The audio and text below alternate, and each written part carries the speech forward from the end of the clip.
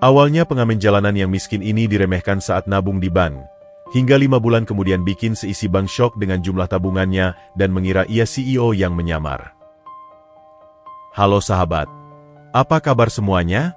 Sebelum masuk ke ceritanya, jangan lupa nyalakan subtitle dan subscribe terlebih dahulu ya. Kabut pagi masih menyelimuti kota Jakarta ketika Lutfi mengatur posisi duduknya di bawah jembatan penyeberangan orang. Dinginnya lantai beton merambat melalui celana jeansnya yang sudah tipis. Tapi itu sudah menjadi bagian dari ritual paginya selama 3 tahun terakhir. Dengan hati-hati, ia mengeluarkan gitar tua kesayangannya dari sarung kulit yang telah menemani perjalanannya sejak masih remaja di kampung. Senar-senarnya sudah mulai berkarat dan terdapat beberapa goresan di badan gitarnya. Namun bagi Lutfi, gitar ini adalah harta paling berharga yang dimilikinya. Demi mimpi, semuanya harus dilakukan dengan ikhlas.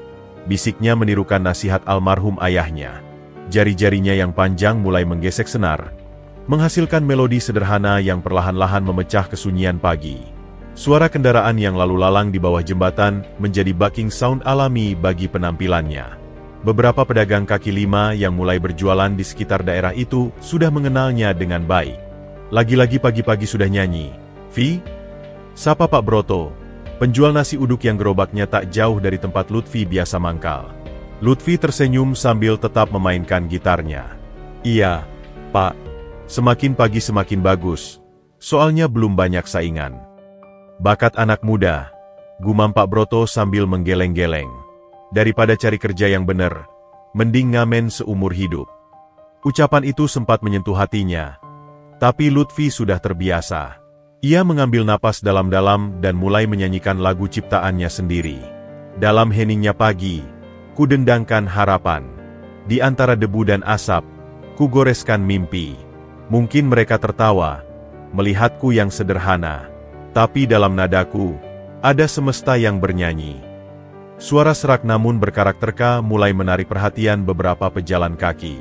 Seorang wanita muda yang terburu-buru menuju halte bus berhenti sebentar, melemparkan koin 500 perak ke dalam tas kulit yang terbuka di depan Lutfi. "Terima kasih, Mbak," ucap Lutfi dengan senyum tulus, tanpa berhenti bermain. Beberapa jam kemudian, tas kulit usangnya mulai terisi berbagai macam recehan. Lutfi dengan sabar memisahkan uang-uang tersebut berdasarkan nominalnya. Rutinitas ini dilakukannya dengan penuh disiplin, karena ia tahu setiap keping uang memiliki arti penting bagi mimpinya. Saat matahari mulai naik, Lutfi berhenti sejenak untuk menghitung hasil pagi ini. 120.000, gumamnya puas. Lumayan untuk ditabung. Seorang anak muda berpakaian rapih mendekat, memperhatikan Lutfi dengan rasa penasaran. "Lagu itu karya siapa? Kok belum pernah dengar?" "Lagu saya sendiri, Mas," jawab Lutfi sambil membersihkan keringat di dahinya. "Wah, bagus sekali. Anda seharusnya tidak hanya mengamen di jalanan." Lutfi tersenyum tipis. "Ini adalah proses saya, Mas. Dari jalananlah saya belajar memahami kehidupan." Pemuda itu mengangguk-angguk, lalu memberikan selembar uang 20.000. "Teruslah berkarya. Suatu saat pasti akan ada yang mengenali bakatmu." Setelah pemuda itu pergi, Lutfi kembali menghitung uangnya. Dari 120.000, ia akan menggunakan 40.000 untuk makan hari ini, dan sisanya akan ia tabung di bank seperti biasa. Disiplin menabung inilah yang telah ia pegang teguh sejak memutuskan untuk mengejar mimpi menjadi musisi profesional. Dengan perasaan lega, Lutfi membereskan barang-barangnya. Hari ini adalah hari Jumat, hari di mana ia akan pergi ke bank untuk menabung. Meskipun hanya 80.000, baginya ini adalah kemenangan kecil. Setiap lembar uang yang ia tabung adalah satu langkah lebih dekat kepada mimpinya. Besok harus lebih baik lagi. Tekadnya dalam hati sambil berjalan meninggalkan jembatan penyeberangan. Meninggalkan nada-nada pertama yang akan menjadi bagian dari simfoni kehidupannya yang suatu hari nanti akan mengubah segalanya. Matahari siang yang terik memantul dari dinding kaca gedung-gedung tinggi di kawasan bisnis Jakarta. Lutfi berdiri di tepi trotoar, menatap sebuah bangunan megah bergaya arsitektur modern dengan pelang besar bertuliskan, Bank Syariah Madani. Kaca-kaca tembus pandangnya berkilauan, memantulkan bayangan para karyawan yang lalu lalang dengan pakaian rapi dan tas kulit mewah. Lutfi merasa seperti orang asing di tengah habitat yang bukan dunianya. Dengan menarik napas dalam-dalam, ia mengatur tas kulit usangnya yang sudah penuh dengan recehan hari ini. Rp80.000. Jumlah yang mungkin tak berarti bagi kebanyakan orang yang masuk ke gedung ini, tapi baginya ini adalah hasil keringat dan perjuangan 3 hari mengamen di bawah terik matahari dan hujan. Yakin bisa, Vi? Mereka pasti mau terima uangmu seperti biasa, bisiknya memotivasi diri sendiri. Lutfi melangkah mantap menuju pintu kaca otomatis yang terbuka dengan anggun. Begitu kakinya menginjak lantai marmer yang mengilap, sepasang mata waspada langsung menatapnya. Seorang petugas keamanan berseragam necis dengan postur tegap mendekatinya dengan langkah cepat. "Maaf, Mas," tegur petugas itu dengan suara berwibawa. "Untuk pengemis dan pengamen, ada pintu belakang. Silakan ke sana." Lutfi merasa pipinya memanas. "Saya bukan mau mengemis, Pak. Saya mau menabung." Suaranya sedikit gemetar, tapi ia berusaha tetap tenang. Petugas keamanan itu, yang nama tagnya tertulis Surya, menyeringai sinis. "Menabung? Dengan baju seperti itu?" Matanya menyapu tubuh Lutfi dari atas sampai bawah, memperhatikan kaosnya yang sudah pudar dan celana jeansnya yang mulai compang-camping di bagian ujung. "Saya memang pengamen, Pak. Tapi saya punya hak yang sama untuk menabung di bank," jawab Lutfi mencoba membela diri. Jangan banyak bicara," hardik Surya. "Lihat sendiri. Kamu bawa tas penuh recehan kan? Kasihan tellernya harus menghitung uang recehanmu yang bau itu." Beberapa nasabah yang sedang mengantri mulai memperhatikan keributan ini. Seorang wanita paruh baya dengan tas branded mengerutkan kening, sambil mendekatkan tasnya ke tubuh seperti takut Lutfi akan merebutnya. "Tapi minggu lalu saya boleh masuk," bantah Lutfi lemah. "Itu karena kebetulan saya sedang tidak di sini," balas Surya dengan nada tinggi. "Sekarang, silakan keluar, atau saya panggil polisi." Lutfi merasa dadanya sesak. Air matanya hampir menetes, tapi ia tahan. 80.000 di tangannya terasa begitu berat, seolah-olah nilainya tidak diakui oleh dunia yang ia masuki ini. Tiba-tiba, seorang wanita muda dengan kerudung rapi mendekat. "Ada masalah apa, Pak Surya?" Surya langsung berubah sikap. "Oh, Mbak Sari. Ini ada pengamen mau masuk. Mbak, saya suruh ke pintu belakang saja." Wanita yang ternyata adalah teller bank itu memandang Lutfi dengan tatapan penuh simpati. "Kalau mau menabung, silakan masuk, Mas. Bank ini terbuka untuk semua kalangan." "Tapi, Mbak," protes Surya. "Tidak ada tapi, Pak Surya," potong Sari dengan tegas. "Prinsip kita adalah inklusi keuangan untuk semua. Silakan masuk, Mas." Lutfi mengangguk pelan. Rasa haru menyelimuti hatinya. "Terima kasih, Mbak." Sambil diiringi tatapan tidak suka dari Surya, Lutfi mengikuti Sari menuju loket teller. Ia bisa merasakan tatapan tajam dari berbagai penjuru, dari nasabah lain, dari karyawan bank, bahkan dari petugas kebersihan yang sedang mengepel lantai.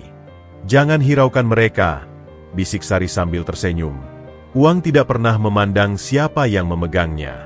Semua sama di mata bank." "Terima kasih, Mbak.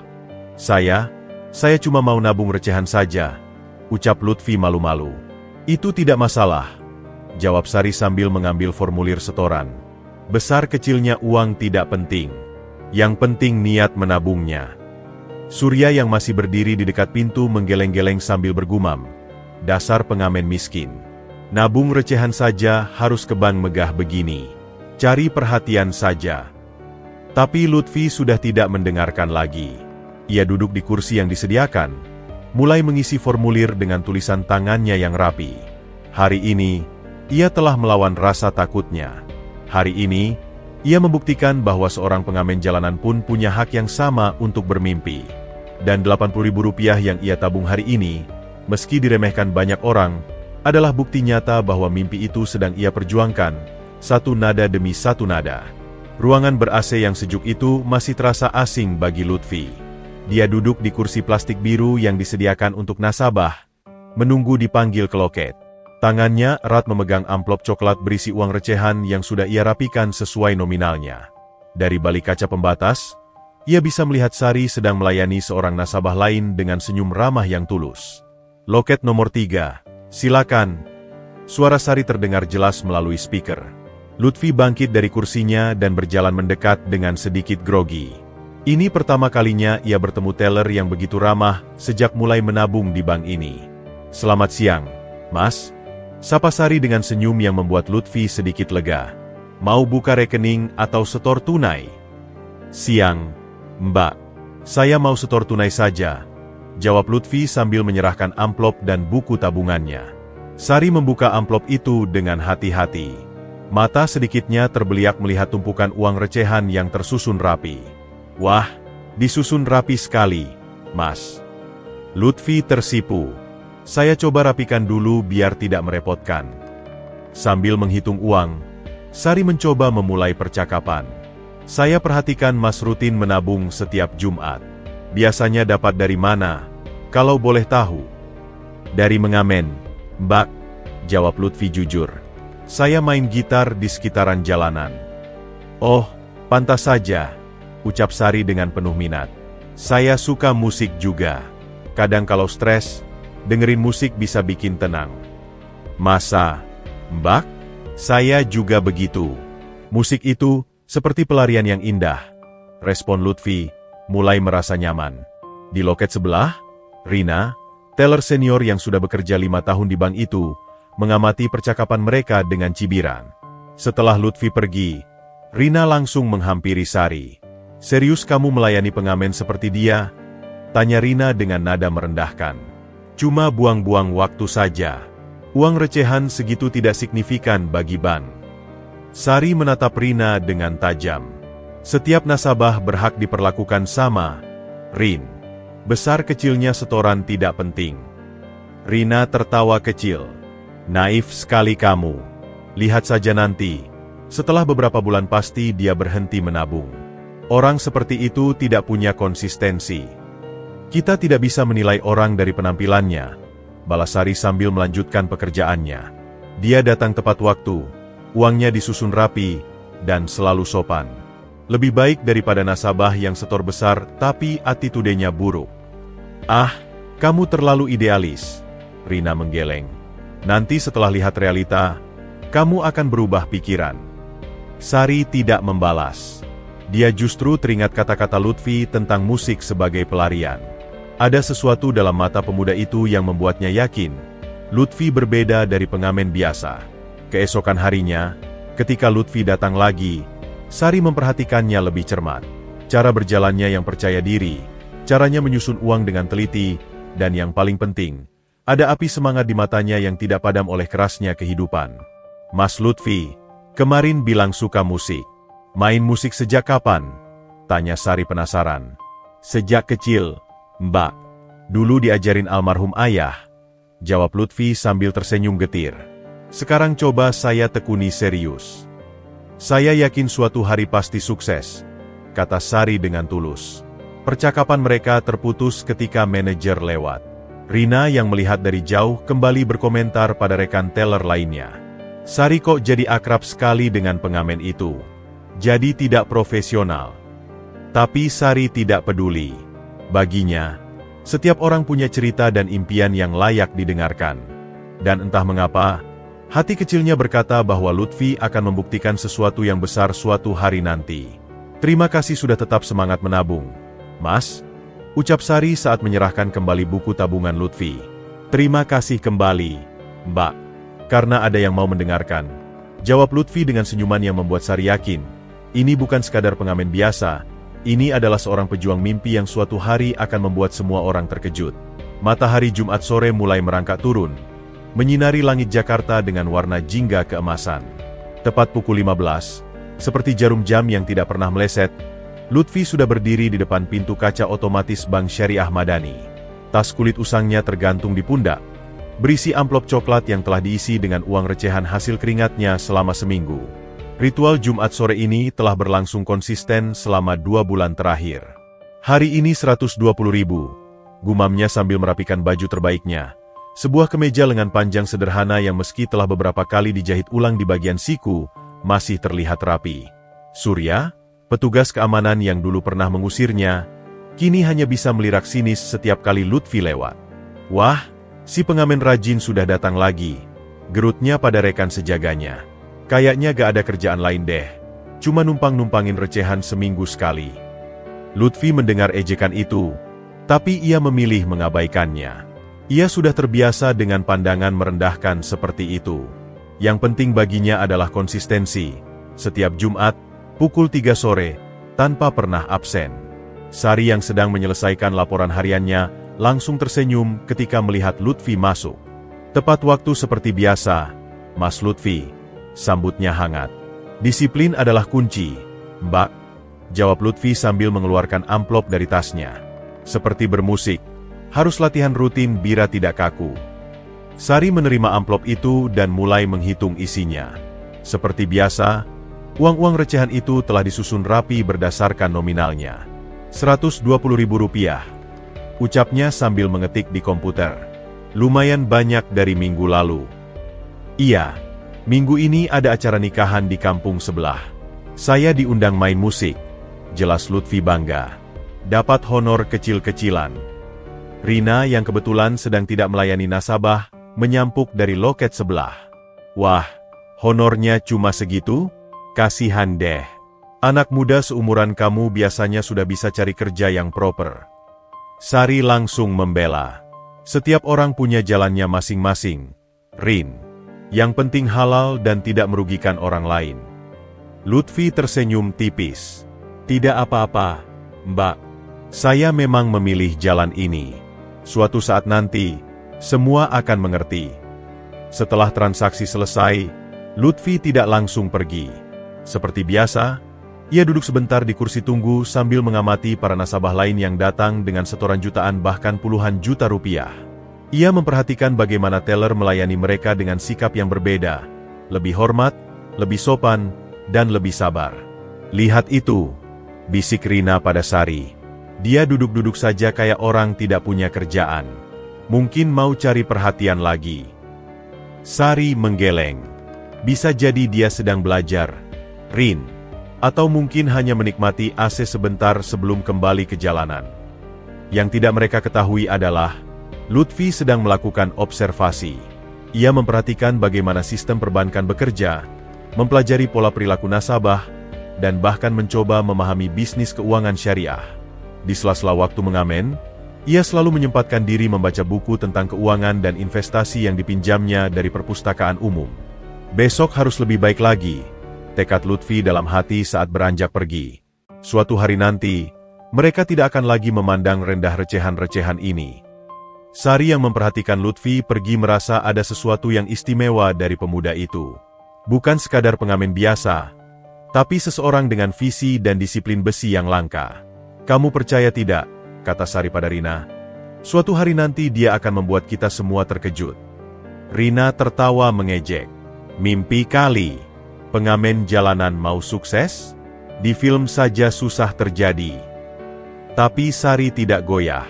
Setiap Jumat sore, ketika Lutfi datang dengan setia, ia melihat api yang tidak pernah padam dalam mata pemuda itu. Api yang mengatakan bahwa recehan-recehan ini adalah bagian dari rencana besar yang suatu hari akan terungkap. Dan Lutfi terus berjalan, meninggalkan bank dengan keyakinan baru. Setiap langkahnya di trotoar panas Jakarta adalah irama dari simfoni kesabaran yang sedang ia gubah. Recehan demi recehan, minggu demi minggu, disiplinnya akan membawanya pada tujuan. Cahaya bulan menyelinap melalui celah-celah papan kayu yang renggang, menerangi sebuah ruangan kecil yang tidak lebih besar dari 3x3 meter. Gubuk sederhana di daerah kumuh Jakarta ini menjadi saksi bisu perjuangan Lutfi di malam hari. Setelah seharian mengamen di jalanan, inilah saatnya ia berubah menjadi sosok lain. Seorang produser musik dengan nama samaran, Phoenix. Krek, krek. Suara derit pintu kayu yang sudah tua terdengar ketika Lutfi memasuki studionya. Ruangan ini penuh dengan kabel-kabel berserakan, speaker bekas yang sudah dimodifikasi, dan sebuah laptop tua yang layarnya sudah mulai menguning. Di sudut ruangan, tergeletak gitar akustiknya yang setia menemani sejak pagi. Laptop, jangan macet lagi ya malam ini, bisik Lutfi sambil menekan tombol power. Dengan sabar ia menunggu laptopnya yang butut itu menyala. Sembari menunggu, ia mengambil sound card USB bekas yang dibelinya seharga 200.000 dari pasar loak. Perangkat ini adalah investasi terbesarnya setelah menabung selama 6 bulan. Ayo bisa, ayo. Desisnya ketika software musik akhirnya terbuka. Jari-jarinya yang lincah mulai menari di atas keyboard laptop, menyusun melodi yang telah ia pikirkan sepanjang hari. Suara drum elektronik, bass, dan SYNTH mulai memenuhi ruangan kecil itu. Lutfi memasang headphone bekas yang bantalnya sudah hampir botol, menyelam ke dalam dunianya sendiri. Tap, tap, tap. Jarinya mengetuk meja kayu sederhana, mencari ritme yang pas. Beat ini terlalu biasa, gumamnya pada diri sendiri. Harus ada sentuhan yang berbeda. Ia membuka folder berisi sample musik tradisional yang ia rekam sendiri selama mengamen di berbagai tempat.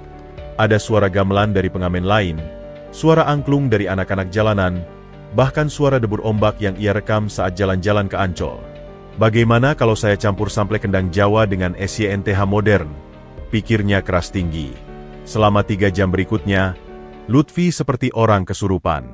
Ia mengolah, memotong, menyambung, dan menciptakan sesuatu yang benar-benar baru. Keringat membasahi keningnya. Tapi ia tidak peduli. Ini adalah passionnya. Alasan sebenarnya mengapa ia bertahan dengan kehidupan sebagai pengamen jalanan. Tiba-tiba, ketukan di pintu mengganggu konsentrasinya. Lutfi. Sudah larut malam masih berisik. Teriak suara wanita paruh baya dari balik pintu. Maaf, Bu Darmi. Sebentar lagi selesai. Jawab Lutfi sambil mengecilkan volume speakernya. Ibu Darmi, pemilik gubuk yang disewanya dengan harga 400.000 per bulan, sering mengomel karena kegiatan malam Lutfi. Tapi Lutfi tidak pernah marah. Ia tahu, ini adalah harga yang harus dibayar untuk mimpinya. Pukul 2 pagi, Lutfi akhirnya menyelesaikan track terbarunya. Sebuah instrumental yang memadukan unsur tradisional Indonesia dengan electronic dance music. Dengan mata berkaca-kaca karena lelah, ia membuka platform digital tempatnya menjual karya. Phoenix, Rising Beat. Ia beri judul pada track barunya. Harga, Rp150.000 per lisensi. Satu lagi untuk tabungan, bisiknya lelah sambil mengunggah file tersebut. Ia membuka statistik penjualannya. Dalam 2 bulan terakhir, sudah 15 track yang terjual dengan total penghasilan hampir 3 juta rupiah. Uang yang tidak ia gunakan untuk kehidupan sehari-hari, tapi ditabung semua untuk studio impiannya. Beat yang kemarin laku 500.000. Ia bergumam sambil melihat notifikasi. Artis indie dari Bandung mau pakai untuk single baru. Senyum kepuasan muncul di wajahnya. Inilah yang membuatnya terus bertahan. Bukan hanya uang, tapi pengakuan terhadap karyanya. Dengan sisa tenaga, Lutfi membuka buku catatan khususnya. Di sana tertera rencana detail pengeluaran dan target tabungannya. Soundcard baru, 1,5 juta, terpenuhi. Mikrofon kondenser, 2 juta, terpenuhi. Monitor speaker, 5 juta, sedang ditabung. Sewa studio proper, 10 juta bulan, target 6 bulan lagi. Monitor speaker dulu yang penting. Ia berencana, kalau sudah ada monitor yang bagus, kualitas produksi pasti lebih baik. Pukul 3 pagi, Lutfi akhirnya mematikan laptopnya. Tubuhnya lelah, tapi jiwanya penuh dengan kepuasan. Di luar, Jakarta masih terjaga dengan gemerlap lampunya, tapi Lutfi memilih untuk beristirahat. Besok ia harus bangun pagi lagi untuk mengamen. Sebelum tidur di atas kasur lipatnya yang sederhana, ia memandangi poster band favoritnya yang sudah lusuh. Suatu hari nanti, ia berjanji pada diri sendiri, studio Phoenix akan dikenal dunia. Dan dalam malam yang sunyi, di tengah gemuruh kota Jakarta yang tidak pernah tidur, seorang pengamen jalanan bermimpi dengan mata terbuka. Recehan demi recehan, track demi track, ia sedang membangun kerajaannya sendiri. Jumat itu terasa berbeda bagi Lutfi. Udara pagi yang biasanya segar terasa pengap, seakan membawa firasat buruk. Tas kulitnya terasa lebih berat dari biasanya, bukan karena berisi lebih banyak uang, tapi karena hari ini ia membawa hasil jerih payah selama seminggu penuh, total Rp350.000, termasuk honor kecil dari manggung di acara komunitas 2 hari lalu. Semoga cukup untuk beli monitor speaker bekas yang kemarin lihat di online. Gumamnya penuh harap sambil berjalan menuju bank. Di dalam bus yang penuh sesak, Lutfi duduk di pinggir jendela, tas kulitnya erat terpatri di pangkuannya. Ia tidak sadar. Sepasang mata mengintai dari belakang. Dua pemuda berpakaian lusuh dengan topi baseball, menutupi wajah mereka telah mengikutinya sejak dari tempat mangkal. Gue yakin itu tas isinya hasil ngamen seminggu, bisik salah satu pemuda pada rekannya.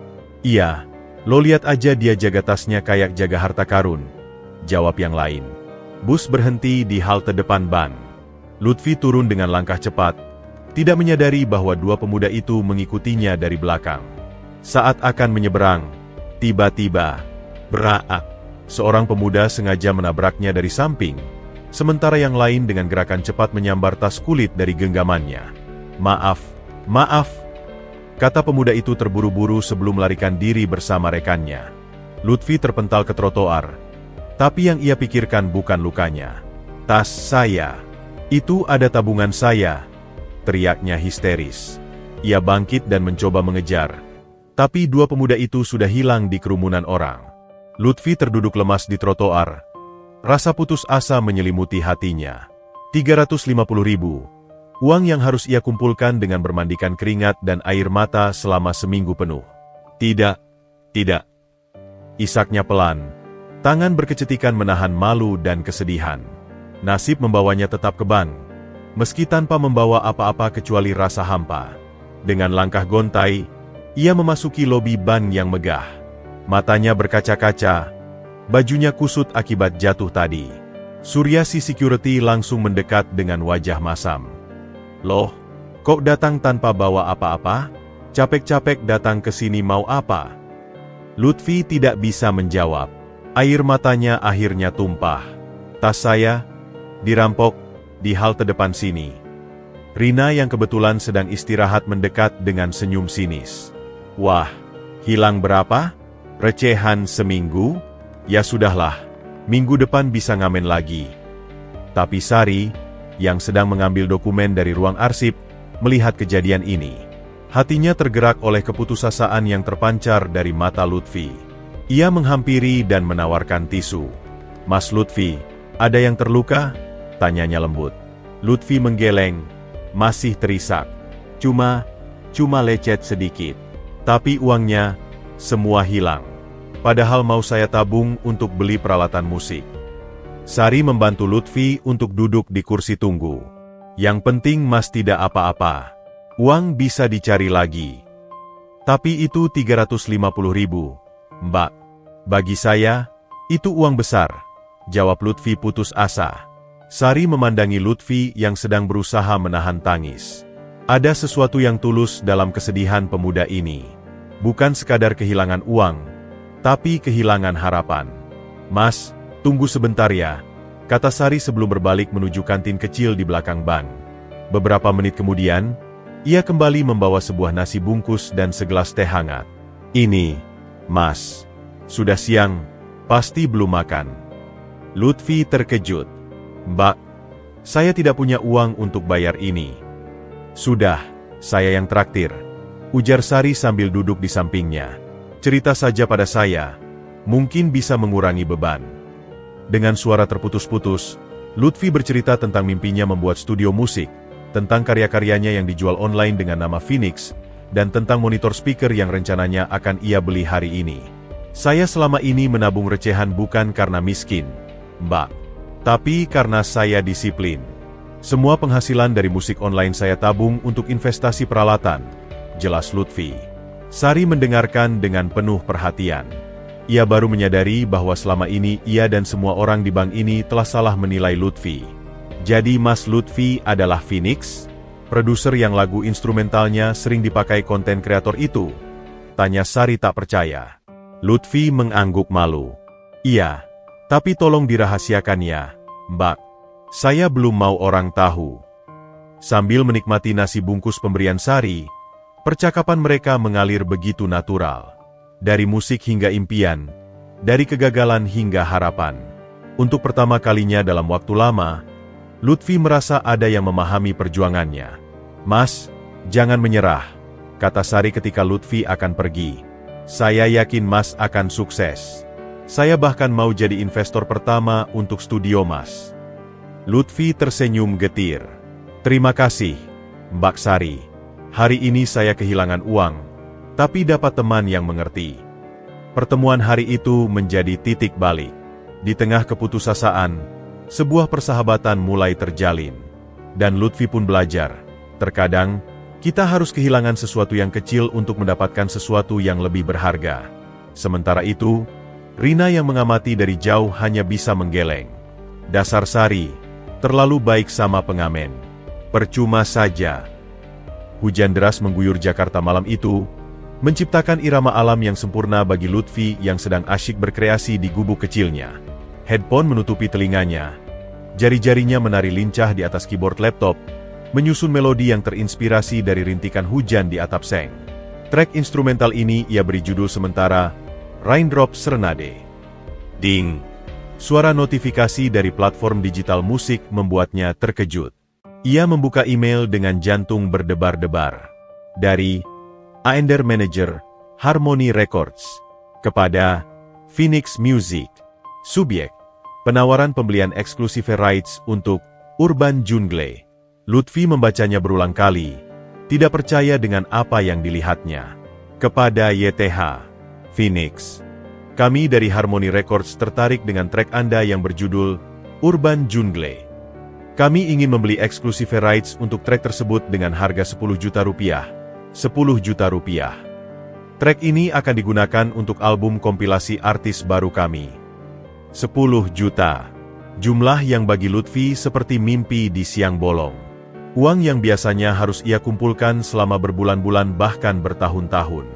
Dengan tangan gemetar, ia membalas email tersebut.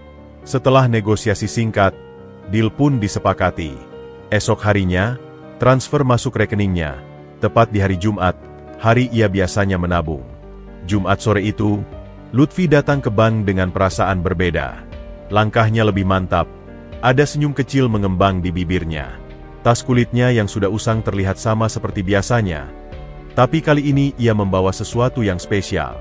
Suryasi Security masih dengan sikap sinisnya. Wah, seminggu tidak datang karena uangnya habis dirampok. Sekarang sudah bisa nabung lagi. Lutfi hanya tersenyum. Iya, Pak. Rezeki tidak kemana. Sari yang sedang melayani nasabah lain langsung tersenyum ketika melihat Lutfi. Mas Lutfi, sudah lama tidak datang. Apa kabar?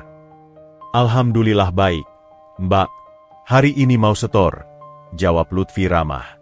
Ketika gilirannya tiba, Lutfi mendekati loket Sari dengan tenang.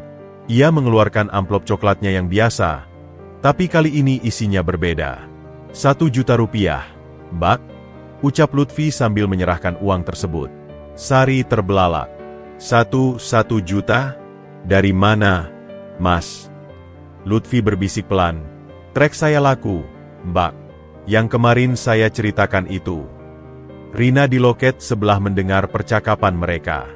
Wah, dapat recehan banyak ya hari ini? Pasti dapat sumbangan dari orang baik hati, sindirnya. Sari dengan cepat menghitung uang tersebut. Benar, 1 juta rupiah dalam pecahan 50 dan 100 ribu yang masih baru. Mas, ini benar-benar dari jual musik? Tanya Sari tak percaya. Lutfi mengangguk. Iya, Mbak. Saya jual satu track seharga 10 juta. 1 juta ini untuk tabungan. Sisanya untuk modal produksi track berikutnya. Sari memandang Lutfi dengan rasa kagum baru. Berarti selama ini, semua uang recehan yang Mas tabung memang untuk investasi dalam musik. Tepat sekali, Mbak, jawab Lutfi bangga. Saya tidak miskin. Saya hanya memilih hidup sederhana sambil menabung untuk mimpi yang lebih besar. Proses setoran berlangsung lancar. Ketika Lutfi menerima kembali buku tabungannya, saldonya sudah menunjukkan angka yang cukup signifikan. Hampir 15 juta rupiah setelah digabung dengan tabungan sebelumnya. Mas Lutfi, panggil Sari ketika Lutfi akan pergi. Saya benar-benar kagum dengan konsistensi Mas. Tidak banyak orang seusia Mas yang punya disiplin dan visi sejauh ini. Terima kasih, Mbak Sari. Ini semua berkat dukungan Mbak yang tidak pernah memandang rendah saya, ucap Lutfi tulus.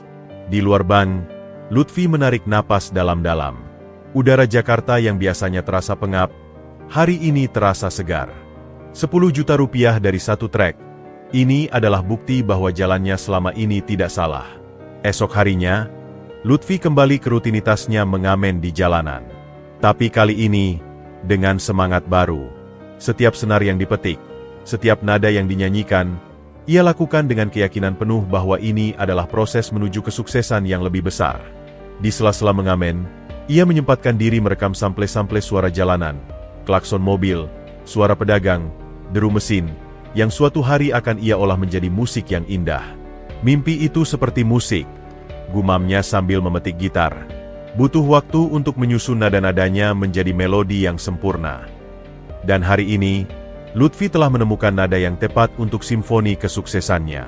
Recehan demi recehan, track demi track, ia terus membangun kerajaannya. Kerajaan yang suatu hari akan membuat semua yang pernah meremehkannya tercengang. Minggu-minggu berlalu sejak Lutfi melakukan setoran 1 juta rupiah itu, namun bisik-bisik di bank justru semakin menjadi-jadi. Setiap Jumat, ketika Lutfi datang dengan setoran yang kini konsisten di atas 500.000, Rina selalu mengamati dengan tatapan penuh kecurigaan.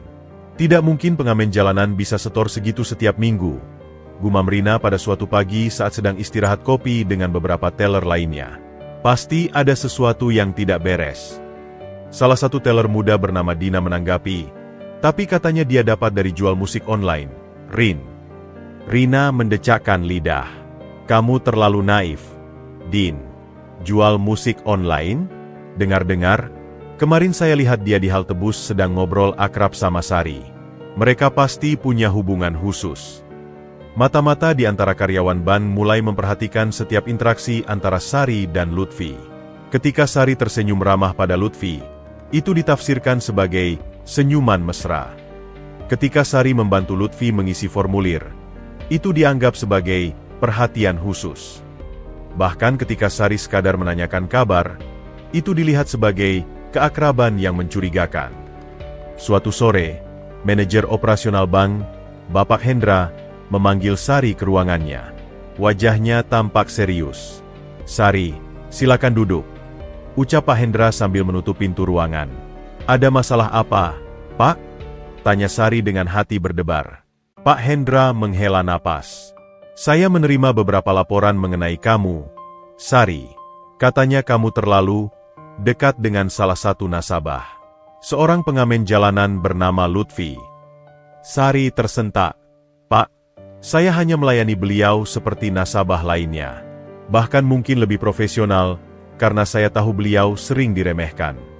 "Itu bukan yang saya dengar," tukas Pak Hendra. "Beberapa staf melaporkan kalian sering berbisik-bisik, kamu memberinya makan siang, dan yang terakhir, kamu konon mentransfer sejumlah uang ke rekeningnya." Sari berdiri dengan wajah memerah. "Itu fitnah, Pak. Saya memang pernah mentraktir dia makan siang. Tapi itu sekali saja ketika uangnya habis dirampok. Soal transfer uang, itu sama sekali tidak benar." "Tenang, Sari," kata Pak Hendra mencoba menenangkan. "Saya percaya pada profesionalismu. Tapi sebagai manajer, saya harus menindaklanjuti setiap laporan. Untuk sementara, saya akan memindahkan kamu dari loket teller ke bagian back office." Air mata mulai menggenang di mata Sari. "Tapi Pak, itu tidak adil. Saya tidak melakukan kesalahan apa-apa. Ini untuk kebaikan semua pihak, Sari. Demi menjaga reputasi bank," jawab Pak Hendra dengan suara tegas. Keesokan harinya, ketika Lutfi datang untuk menabung seperti biasa, ia tidak menemukan Sari di loket teller. Yang ada adalah Rina dengan senyum kepuasan. "Loh, cari Mbak Sari?" tanya Rina dengan nada menggoda. Dia sudah dipindahkan karena terlalu akrab dengan nasabah tertentu. Lutfi terkejut. "Apa maksudnya, Mbak?" Rina tertawa kecil. "Kamu pura-pura tidak tahu? Semua orang tahu tentang hubungan khusus kalian. Sari sekarang dapat hukuman karena kamu." Perkataan Rina seperti pukulan berat bagi Lutfi. Ia langsung meninggalkan bank tanpa sempat menabung. Perasaan bersalah dan marah bercampur menjadi satu. Malam harinya, setelah berusaha mendapatkan nomor telepon Sari dari salah satu teller lain, Lutfi meneleponnya. "Mbak Sari, ini Lutfi. Saya dengar kabar dari bank. Saya sangat menyesal telah menyebabkan masalah untuk Mbak." Sari di seberang telepon terdiam sejenak. Bukan salah Mas, Lutfi. Ini karena iri hati dan prasangka buruk beberapa orang di sana. Tapi Mbak kena hukuman karena saya. Justru ini mungkin berkah tersembunyi, Mas. Sahut Sari mencoba bersikap positif. Saya sudah lama ingin pindah dari posisi teller. Ini kesempatan untuk mencari pekerjaan baru. Percakapan itu berlangsung hampir 1 jam. Mereka berbicara tentang banyak hal, dari musik hingga impian, dari ketidakadilan hingga harapan. Di tengah percakapan, Sari tanpa sampa mengungkapkan sesuatu yang mengejutkan. Sebenarnya, Mas, saya sudah diwawancara oleh sebuah perusahaan fintech startup. Posisinya sebagai relationship officer. Doakan saja ya. Lutfi tersenyum di ujung telepon. Pasti akan diterima, Mbak. Perusahaan mana yang tidak mau dapat karyawan sejujur dan seprofesional Mbak? Fitnah yang seharusnya memutuskan hubungan mereka justru semakin mempererat persahabatan Sari dan Lutfi. Dan dalam diam, Lutfi berjanji akan membuktikan bahwa Sari tidak salah percaya padanya. Bahwa seorang pengamen jalanan pun bisa menjadi seseorang yang membanggakan. 2 minggu telah berlalu sejak Sari dipindahkan ke bagian back office. Suasana di Bank Syariah Madani terasa berbeda tanpa kehadirannya di loket teller. Bahkan nasabah-nasabah tetap mulai bertanya-tanya kemana perginya teller ramah yang selalu melayani dengan senyuman itu. Lutfi, yang biasanya datang tepat waktu setiap Jumat, ternyata tidak muncul selama 2 minggu berturut-turut. Hal ini semakin menguatkan prasangka buruk Rina dan beberapa karyawan lainnya. Lihat kan, saya bilang apa? Kata Rina pada Dina saat jam istirahat. Begitu Sari dipindahkan, si pengamen itu langsung hilang. Bukti kalau mereka memang punya hubungan khusus. Dina yang selama ini diam mulai tidak tahan. Rina, menurutku kita sudah salah menilai Mas Lutfi. Dari data transaksi, tabungannya konsisten meningkat. Kemarin saja saldonya sudah hampir 20 juta. Rina tertawa sinis. 20 juta? Mungkin uang Sari yang dititipkan. Atau bisa saja uang haram. Sementara itu, di bagian back office yang pengap, Sari sedang memikirkan nasibnya. Pekerjaan barunya membosankan, hanya menginput data dan mengarsipkan dokumen. Tidak ada interaksi dengan nasabah, tidak ada kesempatan untuk membantu orang seperti yang selalu ia sukai. Di hari Jumat ketiga, Lutfi akhirnya muncul lagi. Wajahnya tampak lebih kurus, tapi matanya berbinar dengan tekad baru. Langkahnya mantap menuju loket teller di mana Rina sedang bertugas. Selamat siang, Mbak. Saya mau setor tunai, ucap Lutfi dengan sopan. Rina melihatnya dengan sebelah mata. Wah, lama tidak kelihatan. Kemana saja? Cari Sari ya? Dia sudah tidak kerja di sini. Lutfi menghela napas. Saya tahu, Mbak. Tapi saya datang untuk menabung, bukan untuk cari Mbak Sari. Sambil berbicara, Lutfi mengeluarkan sebuah amplop coklat tebal dari tasnya. Kali ini, amplop itu terlihat berbeda, lebih penuh dan padat. Berapa mau disetor? Tanya Rina dengan nada tidak sabar. 2 juta rupiah, Mbak, jawab Lutfi tenang. Rina terbelalak. 2 juta? Dari mana dapat uang segitu? Dari hasil karya musik saya, Mbak, jawab Lutfi sambil tersenyum. Saya jual beberapa track ke perusahaan production house. Proses setoran berlangsung dalam suasana tegang. Rina menghitung uang dengan cepat, masih tidak percaya dengan apa yang dilihatnya. Uang-uang itu memang benar adanya, dalam pecahan yang rapi dan bersih. Setelah transaksi selesai, Lutfi tidak langsung pergi. Ia mendekati Rina dan berkata dengan suara rendah tapi tegas. Mbak Rina, saya tahu Mbak yang menyebarkan gosip tentang saya dan Mbak Sari. Rina tersentak, wajahnya memerah. Siapa yang bilang? Jangan asal tuduh. Beberapa teller lain sudah memberitahu saya, ujar Lutfi. Mbak Rina, saya ingin meluruskan sesuatu. Hubungan saya dengan Mbak Sari murni profesional dan persahabatan. Tidak ada yang tidak senonoh. Rina terdiam, tidak bisa menjawab. Saya hanya seorang pengamen jalanan yang punya mimpi, lanjut Lutfi. Mbak Sari adalah satu-satunya orang di bank ini yang tidak memandang rendah saya. Dan sekarang, karena gosip yang tidak benar, karirnya hancur. Tapi kamu kan memang datang terus setiap Jumat cuma untuk ketemu Sari, bantah Rina lemah. Lutfi menggeleng. Saya datang untuk menabung, Mbak. Konsistensi adalah kunci kesuksesan. Lihat saja buku tabungan saya, dari recehan menjadi jutaan. Itu semua hasil kerja keras, bukan pemberian orang lain. Kata-kata Lutfi membuat Rina mulai berpikir. Ia melihat data di komputer. Saldo Lutfi memang konsisten naik setiap minggu. Dari recehan puluhan ribu menjadi jutaan rupiah. Dan satu hal lagi, Mbak, tambah Lutfi sebelum pergi. Mbak Sari sudah diterima kerja di perusahaan fintech ternama dengan gaji 2 kali lipat dari sini. Jadi gosip Mbak justru membawanya pada kesempatan yang lebih baik. Rina hanya bisa terduduk lemas setelah Lutfi pergi. Kata-kata Lutfi terus terngiang di pikirannya. Mungkin selama ini ia memang telah salah menilai pemuda itu. Malam harinya, Rina nekat menelepon Sari untuk meminta maaf. Sari, ini Rina. Saya ingin minta maaf atas semua yang terjadi. Sari di seberang telepon terdiam sejenak. Sudah lama saya tunggu telepon ini, Rin. Tapi maaf saya terima. Mengapa kamu tidak marah? Tanya Rina heran. Karena saya belajar dari Lutfi, jawab Sari. Dia yang hidupnya jauh lebih sulit daripada kita, tidak pernah sekalipun membalas dendam pada orang yang merendahkannya. Dia memilih membuktikan dengan karya. Percakapan itu membuat Rina tersadar. Selama ini, ia telah terjebak dalam prasangka dan iri hati.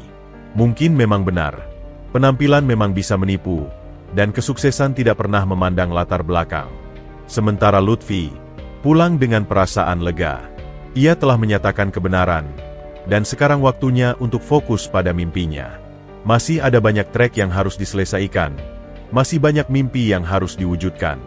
Dan yang paling penting, ia telah membuktikan pada dirinya sendiri bahwa integritas dan konsistensi lebih berharga daripada sekedar membalas dendam. Bulan-bulan berlalu sejak kejadian dengan Rina. Musim hujan telah tiba, dan atap seng gubuk Lutfi mulai bocor di beberapa tempat. Tetapi di tengah kondisi yang semakin sulit itu, justru kesempatan terbesar dalam hidupnya datang menghampiri. Dring! Dring! Telepon pintar bekas yang baru saja Lutfi beli berdering.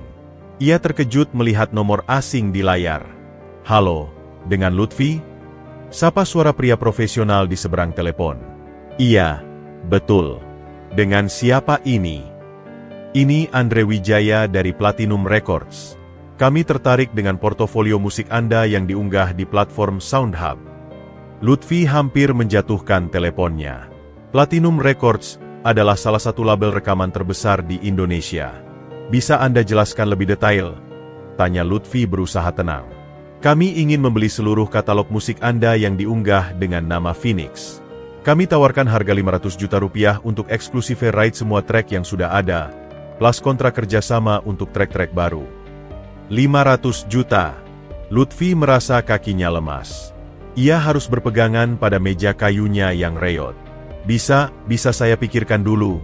Pintarnya, mencoba mengumpulkan kesadaran. Tentu, kami akan emailkan detail penawarannya.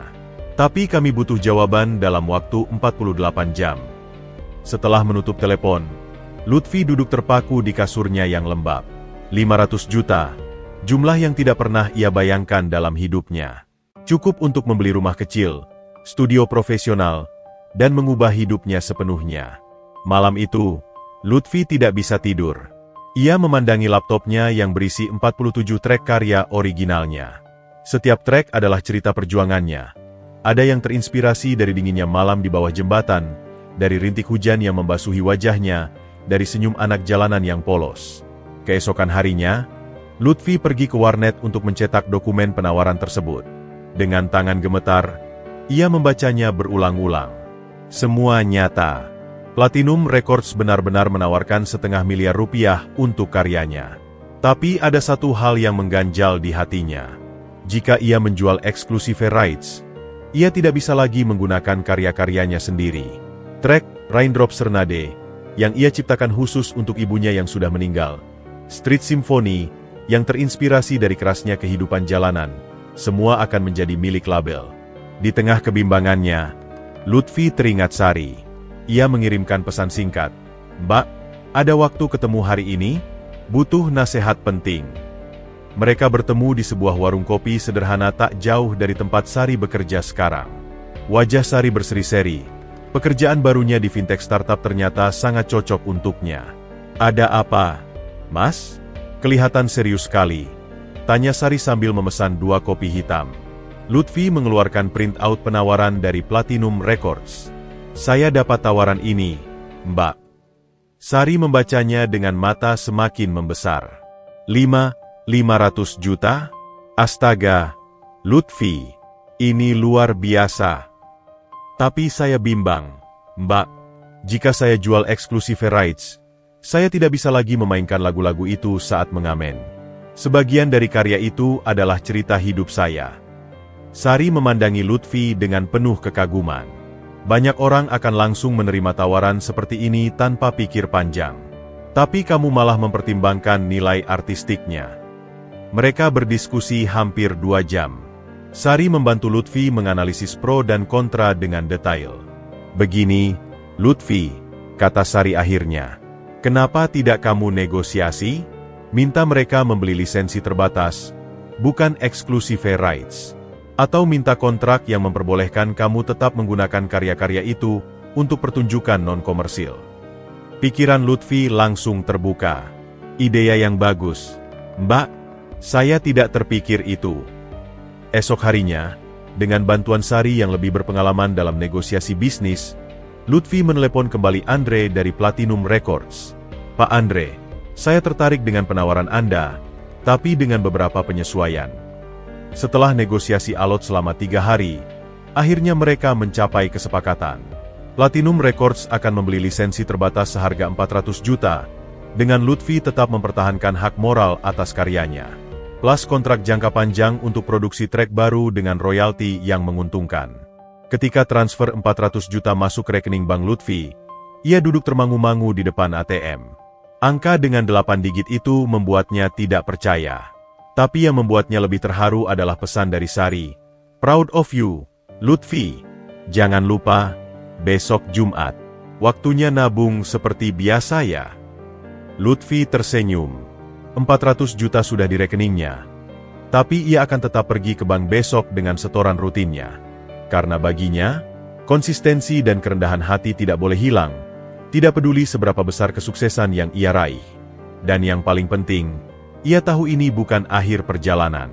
Ini baru awal dari simfoni kehidupannya yang sesungguhnya. Matahari terbit menyinari gubuk kecil Lutfi dengan cara yang berbeda pagi itu. 400 juta rupiah telah mengubah segalanya. Tapi tidak mengubah tekadnya untuk membuktikan sesuatu pada semua yang pernah meremehkannya. Lutfi duduk di atas kasur lipatnya, menatap laptop yang masih terbuka dengan draft email negosiasi terakhir dengan Platinum Records. Harus sempurna, gumamnya pada diri sendiri. Mereka harus memahami bahwa setiap recehan punya nilai. Ide yang telah matang dalam pikirannya selama seminggu ini akhirnya akan diwujudkan.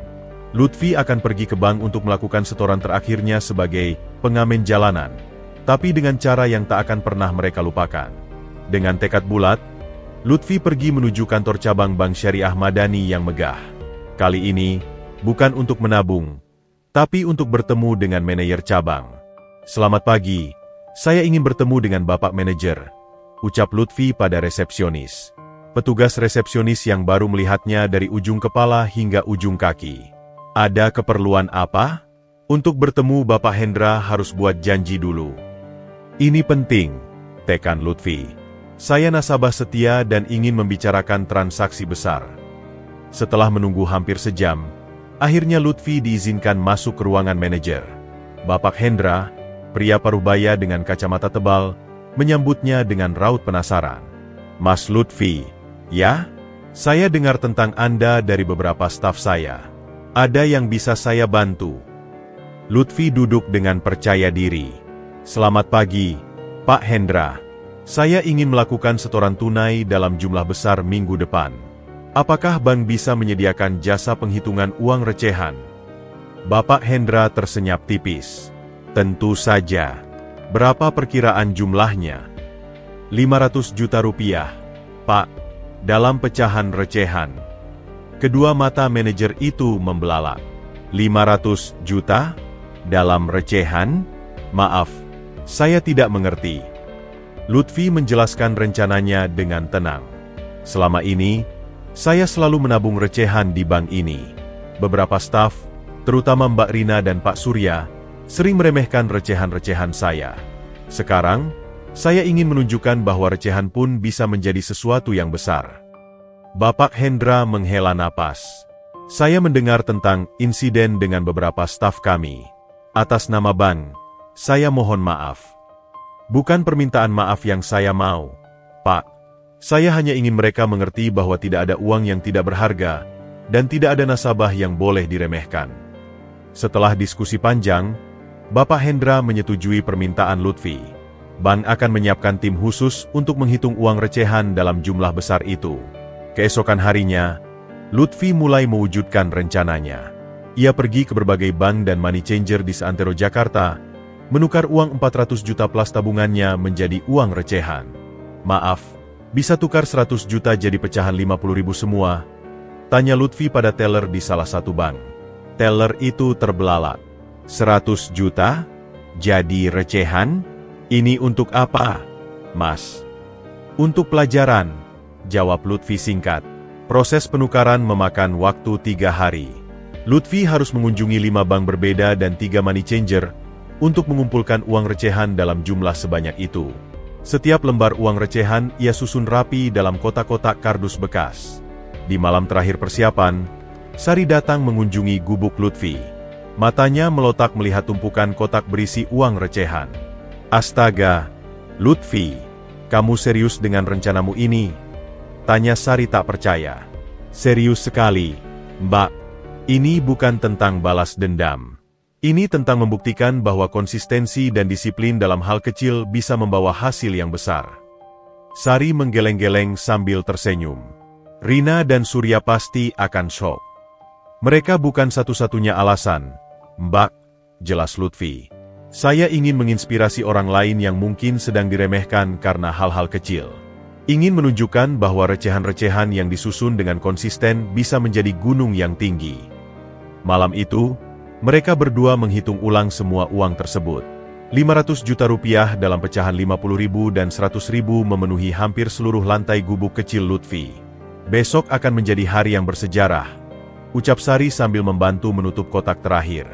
Bukan untuk saya, tapi untuk semua orang yang pernah diremehkan, tambah Lutfi dengan mata berbinar. Esok harinya, Jumat pagi, Lutfi memandangi tumpukan kotak kardus berisi uang recehan. Ia tersenyum, mengingat perjalanan panjangnya dari pengamen jalanan yang diremehkan hingga saat ini. Ini bukan akhir, tapi awal dari babak baru. Dengan bantuan sopir sewaan, kotak-kotak berisi pelajaran berharga itu dimuat ke dalam mobil. Perjalanan menuju bank akan menjadi perjalanan terakhirnya sebagai si pengamen miskin. Setelah hari ini, semua akan berubah. Dan Lutfi siap untuk perubahan itu. Jumat siang itu, langit Jakarta tampak cerah dengan mentari bersinar terik. Tapi di lobi Bank Syariah Madani, suasana justru tegang dan penuh antusiasme. Kabar tentang kedatangan Lutfi dengan transaksi besar telah tersebar di antara para staf, meski tidak ada yang tahu detailnya.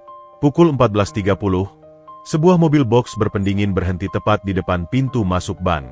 Surya si security yang sedang berjaga langsung mendekat dengan wajah masam.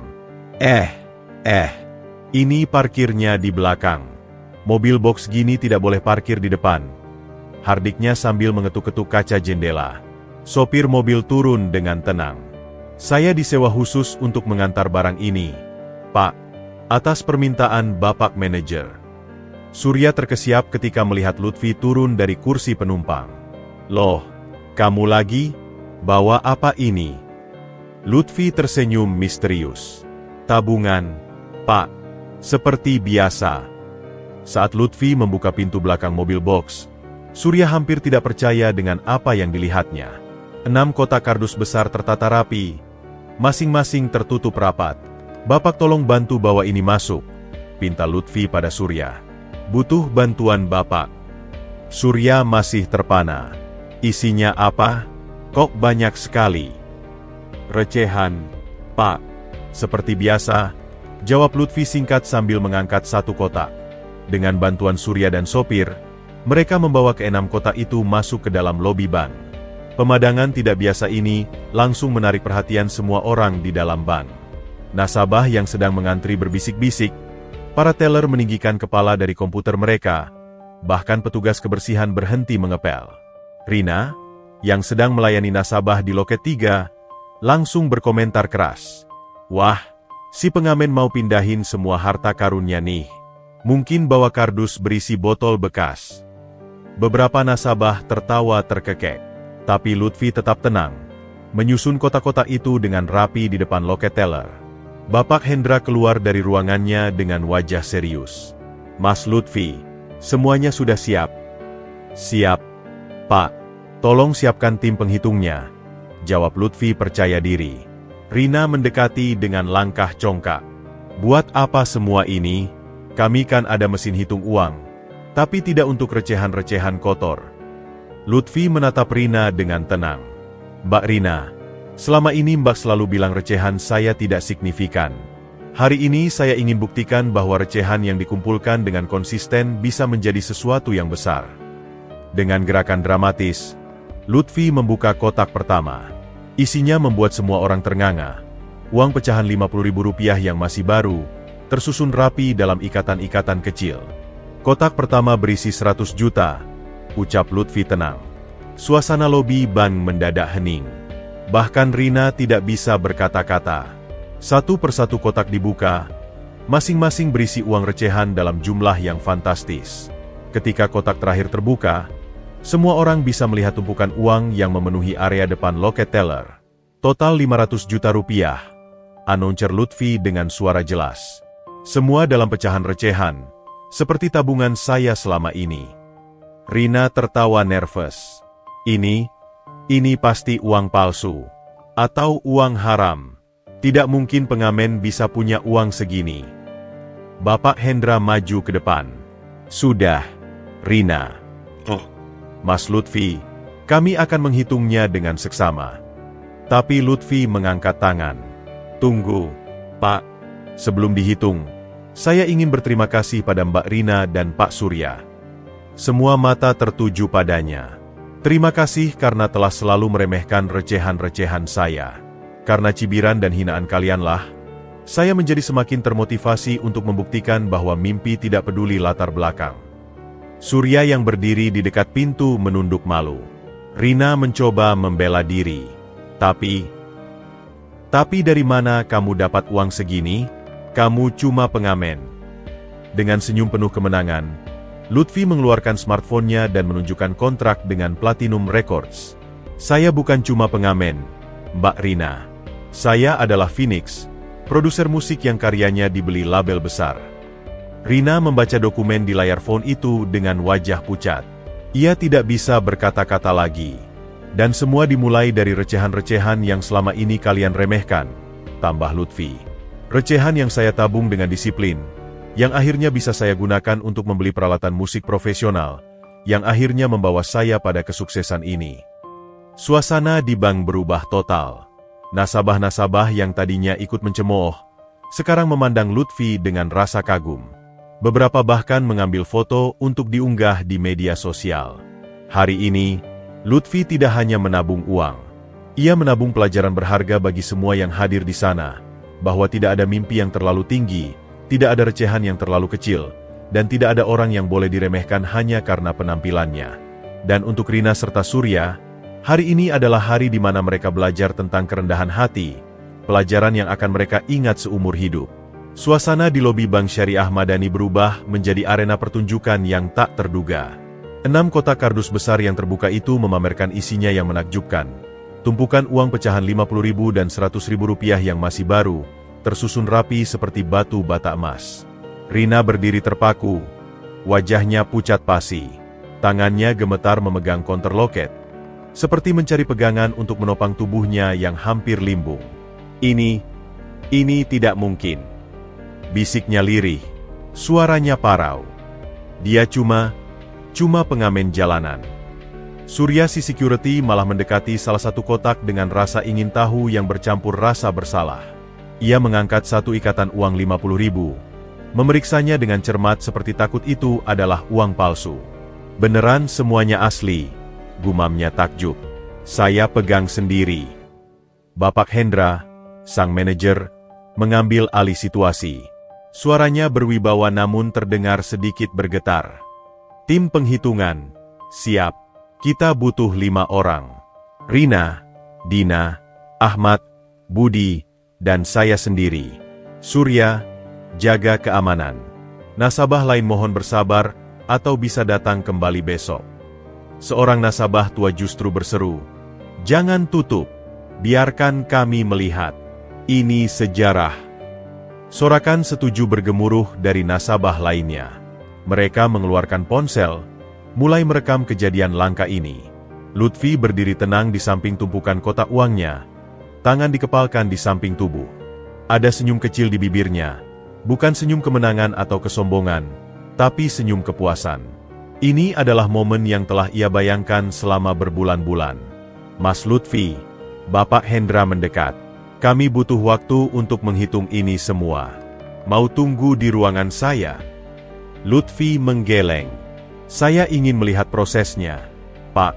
Seperti dulu, ketika saya harus menunggu dengan sabar untuk menyetor recehan puluhan ribu."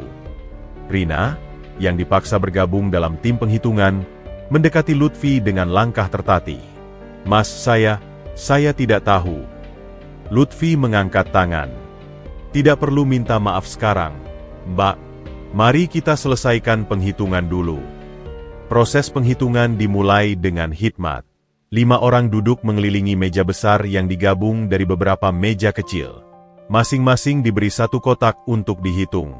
Suara gemerisik uang dan hitungan pelan memenuhi lobi bank. 1 juta, 2 juta, 3 juta. Suara Dina terdengar jelas dalam keheningan yang dramatis. Rina, yang menghitung kotak pertama, tangannya terus gemetar.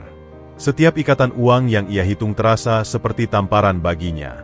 Ia teringat setiap kata hinaan yang pernah ia lontarkan pada Lutfi. "Recehan tidak signifikan," bisiknya pada diri sendiri, menirukan kata-katanya dulu. "Dasar pengamen miskin, tidak punya masa depan." Air mata mulai menetes di pipinya. Ia cepat-cepat menghapusnya, tak ingin dilihat orang. Sementara itu, di luar bank, kabar tentang pengamen ajaib ini telah menyebar seperti wildfire.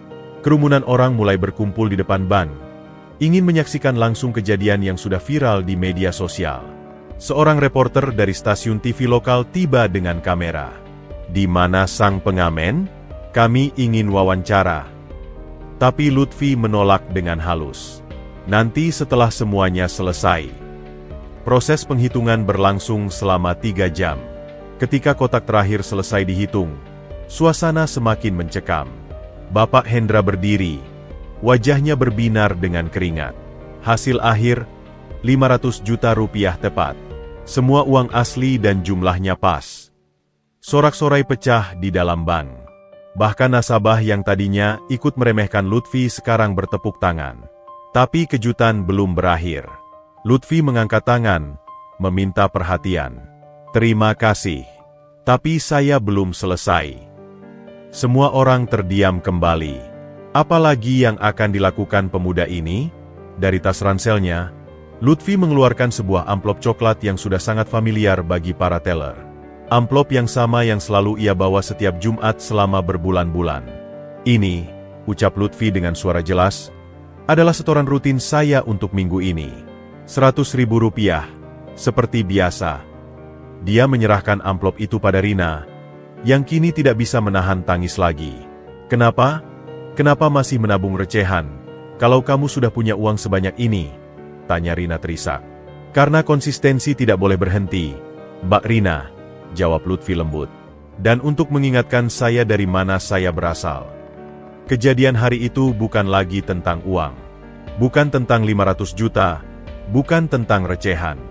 Ini tentang sebuah pelajaran hidup yang tak ternilai harganya.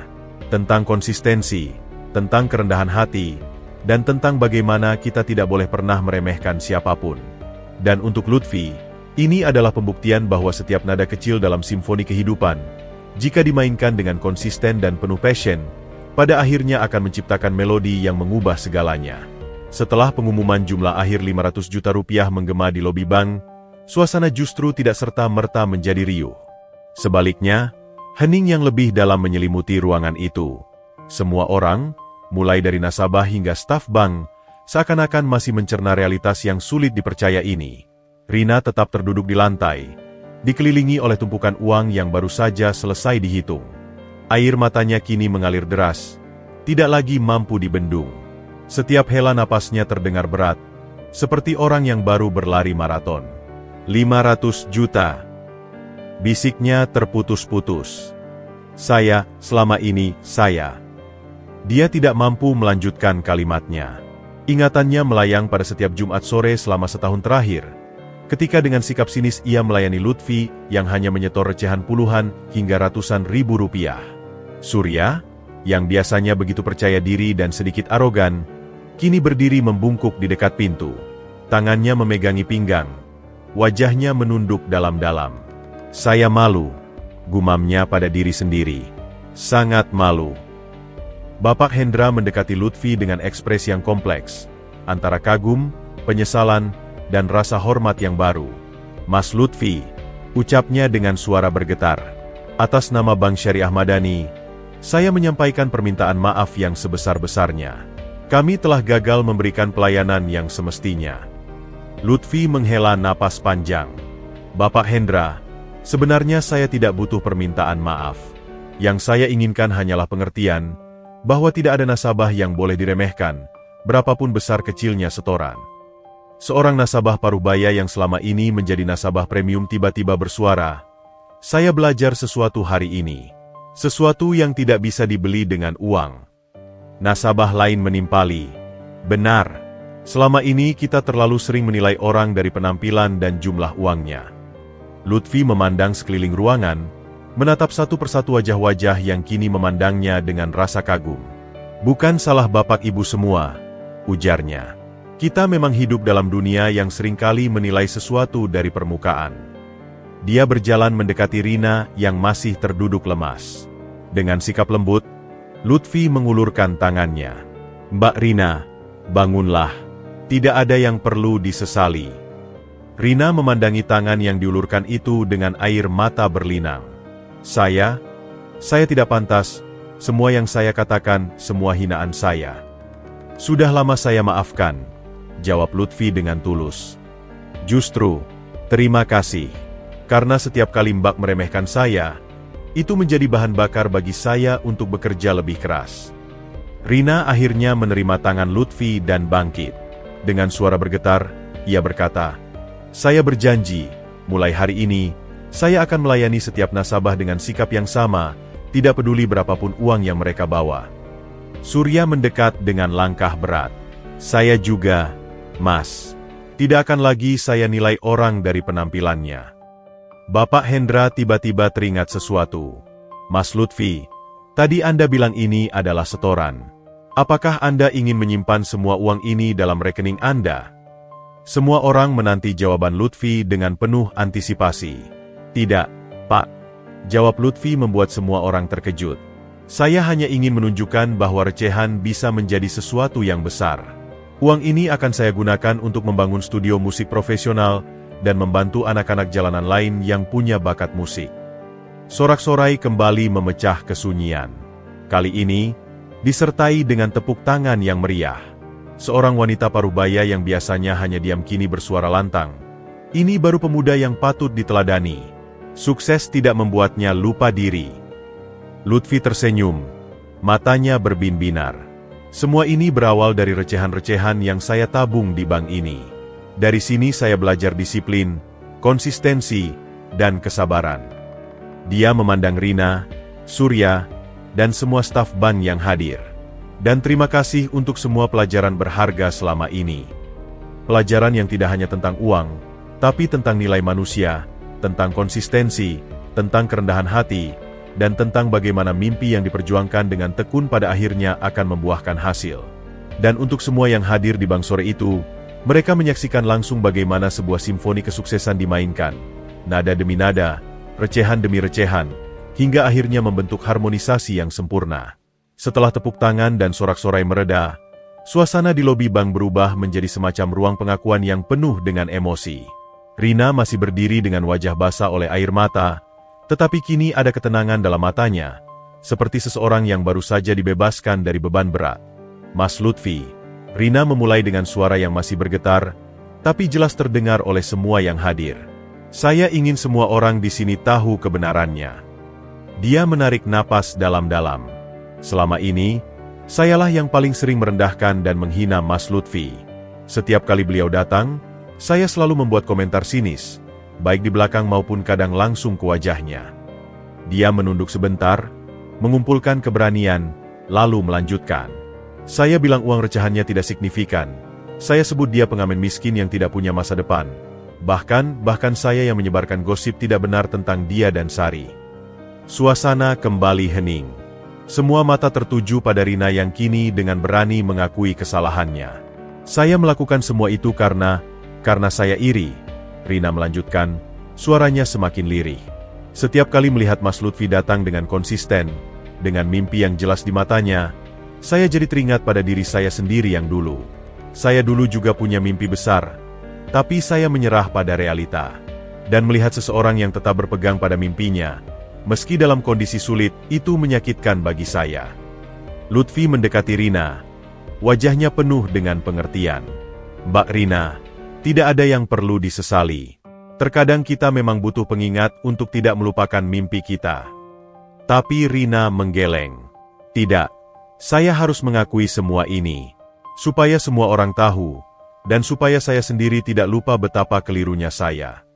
Dia menatap Lutfi dengan penuh rasa haru. "Yang paling membuat saya malu adalah, meski saya selalu menghina kamu, kamu tidak pernah sekalipun membalas dengan sikap yang sama. Kamu selalu tersenyum, selalu sopan, selalu konsisten." Surya kemudian maju ke depan. "Saya juga ingin minta maaf," katanya dengan suara berat. "Saya yang selalu mencoba menghalangi Mas Lutfi masuk, yang selalu merendahkan, yang menganggap kamu tidak pantas berada di bank ini." Dia menunduk dalam-dalam. "Maafkan saya." Lutfi melihat kedua orang yang kini dengan rendah hati mengakui kesalahan mereka. Di matanya, ini lebih berharga daripada 500 juta rupiah yang baru saja ia tunjukkan. "Justru saya harus berterima kasih pada kalian berdua," ujar Lutfi membuat semua orang terkejut. "Karena setiap kali saya dihina dan diremehkan, itu mengingatkan saya untuk tidak cepat puas. Itu memacu saya untuk bekerja lebih keras, untuk membuktikan bahwa mimpi itu tidak peduli latar belakang." Dia berpaling kepada semua yang hadir. "Kesuksesan bukan tentang seberapa besar uang yang kita miliki, tapi tentang seberapa besar tekad dan konsistensi kita dalam mengejar mimpi. 500 juta ini hanyalah hasil sampingan dari konsistensi dan passion yang tidak pernah padam." Seorang nasabah muda yang biasanya cuek tiba-tiba bersuara, "Mas, boleh saya tahu, bagaimana bisa seorang pengamen jalanan bisa menghasilkan uang sebanyak ini dari musik?" Lutfi tersenyum. "Ini semua berawal dari recehan-recehan yang saya tabung di bank ini. Dengan uang recehan itu, saya membeli peralatan musik sederhana, merekam karya-karya saya, dan menjualnya online dengan nama Phoenix." Bapak Hendra menambahkan, "Dan yang luar biasa, selama ini Mas Lutfi tidak pernah menggunakan uang dari hasil karya besarnya untuk hidup mewah. Dia tetap hidup sederhana dan konsisten menabung. Karena saya percaya," Lutfi menjelaskan, "bahwa kesuksesan sejati bukan tentang seberapa banyak yang kita habiskan, tapi seberapa banyak yang kita investasikan untuk masa depan." Rina mengusap air matanya. "Saya berjanji, mulai hari ini saya akan menjadi pribadi yang lebih baik. Tidak akan lagi menilai orang dari penampilan atau jumlah uangnya." "Saya juga," sahut Surya. "Setiap orang yang masuk ke bank ini akan saya sambut dengan sama ramahnya." Lutfi mengangguk puas. "Itulah yang saya harapkan. Bukan permintaan maaf, tapi perubahan." Pelajaran hari ini tidak hanya tentang seorang pengamen yang sukses, tapi tentang bagaimana kerendahan hati dan konsistensi akhirnya mengalahkan prasangka dan kesombongan. Dan bagi semua yang menyaksikan peristiwa ini, mereka pulang dengan satu pemahaman baru, bahwa di balik setiap recehan, ada potensi mimpi yang tak terbatas. Setelah pengakuan Rina dan Surya, suasana di lobi bank berubah menjadi ruang refleksi yang penuh dengan keheningan bermakna. Namun, Takdir masih menyimpan satu babak lagi dalam drama sore itu. Tiba-tiba, pintu kaca otomatis bank terbuka dengan desis halus. Seorang wanita paruh baya dengan pakaian sederhana namun rapi, masuk dengan langkah ragu-ragu. Wajahnya tampak familiar bagi Lutfi. "Bu, Ibu Darmi?" Sapa Lutfi tak percaya. Itu adalah pemilik gubuk yang selama ini ia tempati. Wanita itu menatap Lutfi dengan ekspresi campuran aduk malu dan haru. "Lutfi, saya datang karena mendengar kabar dari tetangga. Mereka bilang kamu. Rina dengan sigap mendekati. "Ada yang bisa saya bantu, Bu?" Tapi Ibu Darmi mengabaikan Rina. Matanya hanya tertuju pada Lutfi. "Selama ini, saya telah berlaku tidak baik padamu, Nak." Suaranya gemetar. "Sering mengejek mimpi kamu, mengomel karena kamu main musik sampai larut malam. Bahkan sempat ingin mengusir kamu karena mengira kamu tidak akan bisa bayar sewa." Lutfi tersenyum hangat. "Ibu Darmi, Ibu tidak perlu." "Tidak, biarkan Ibu menyelesaikan," potong Ibu Darmi dengan tekad. "Ketika mendengar kamu berhasil, Ibu justru merasa malu. Ibu yang seharusnya mendukung malah menjadi orang yang meragukan kamu." Dia mengeluarkan selembar kertas dari tasnya. "Ini. Ibu bawakan surat ini. Surat pernyataan bahwa Ibu mengembalikan semua uang sewa yang sudah kamu bayar selama ini." Lutfi terkejut. "Tidak bisa, Bu. Itu uang yang sudah sepantasnya Ibu terima." "Tapi..." "Biar saya yang berbicara." Suara lain tiba-tiba muncul dari pintu. Semua orang menoleh. Seorang pria muda berdiri di sana dengan wajah pucat. Lutfi langsung mengenalinya. Itu adalah salah satu dari dua pemuda yang merampok uangnya beberapa bulan lalu. "Maaf, saya mengganggu," kata pemuda itu dengan suara hampir berbisik. Saya Dani. Saya yang dulu, yang merampok uang Mas." Suasana langsung tegang. Surya dengan refleks mengambil posisi siaga. Tapi Lutfi mengangkat tangan.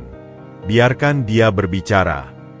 Dani menatap lantai, tangannya gemetar.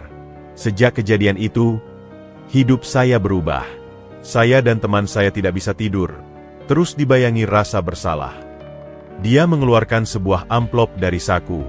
"Ini, uang yang kami rampok dulu, plus bunga. 350.000 menjadi 500.000. Lutfi menerima amplop itu dengan wajah serius. "Dani, uang bukan yang terpenting. Yang penting adalah kamu menyadari kesalahan. Lebih dari itu, Mas," Dani terus berbicara dengan suara terisak.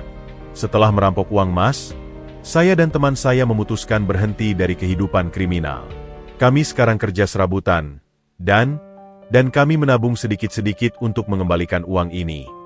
Rina yang menyaksikan adegan ini tidak bisa menahan tangis lagi. Kita semua telah belajar pelajaran berharga hari ini." Bapak Hendra kemudian maju ke depan. "Melihat semua yang terjadi hari ini, saya sebagai manajer ingin mengumumkan sesuatu." Dia menarik napas dalam.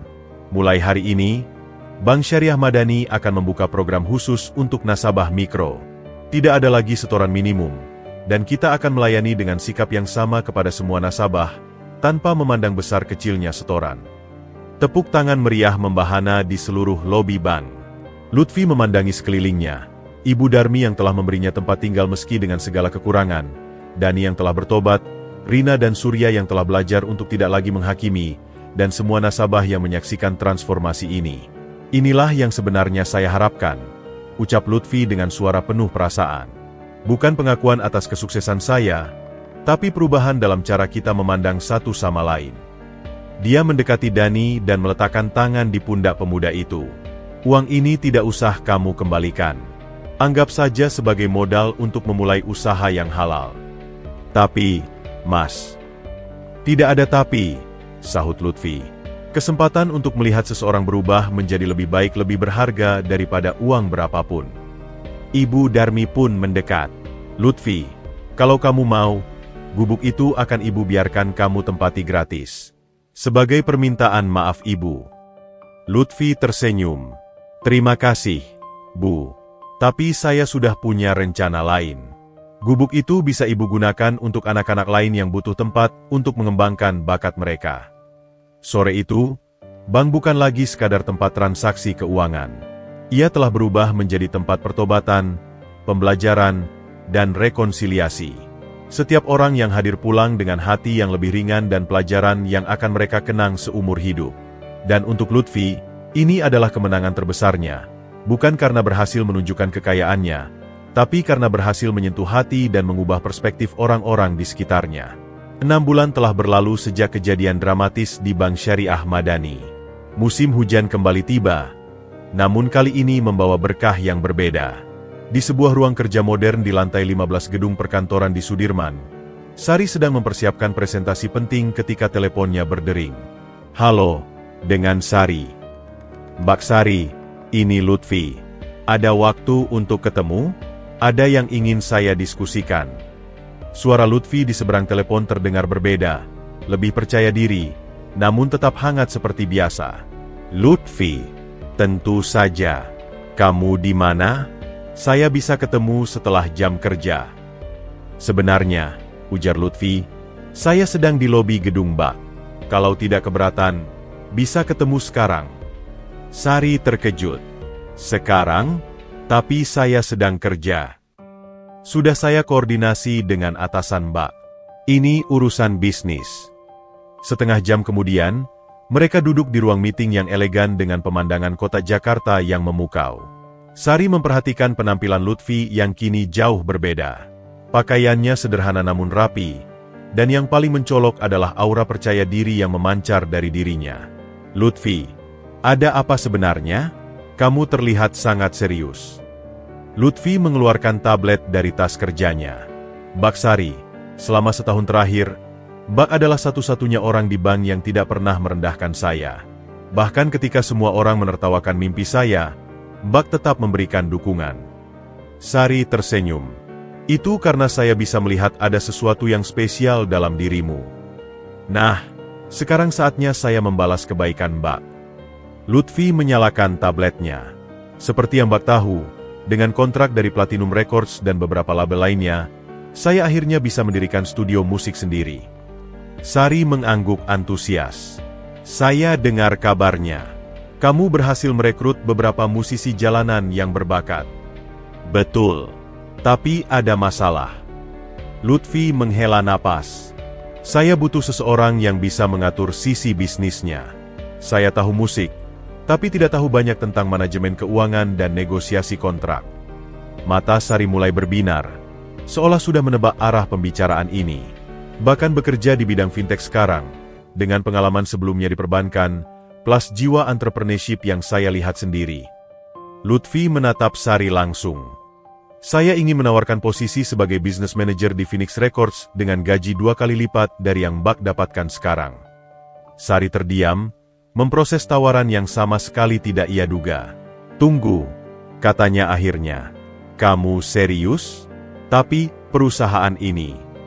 Sudah saya konsultasikan dengan lawyer, sambung Lutfi cepat. Semua legal. Saya bahkan sudah menyiapkan office space di Kemang. Yang saya butuhkan adalah partner yang saya percaya. Dari dalam tas, Lutfi mengeluarkan setumpuk dokumen. Ini proposal detailnya, termasuk rencana bisnis untuk 3 tahun ke depan, struktur gaji, dan bagi hasil. Sari membuka dokumen itu dengan tangan gemetar. Yang ia baca membuatnya semakin tidak percaya. Semua terencana dengan sangat profesional, lengkap dengan proyeksi keuangan dan strategi pengembangan bisnis. Lutfi, ini sangat mengesankan. Tapi bagaimana bisa? Bagaimana bisa seorang mantan pengamen jalanan membuat proposal seprofesional ini? Lutfi menyelesaikan kalimat Sari.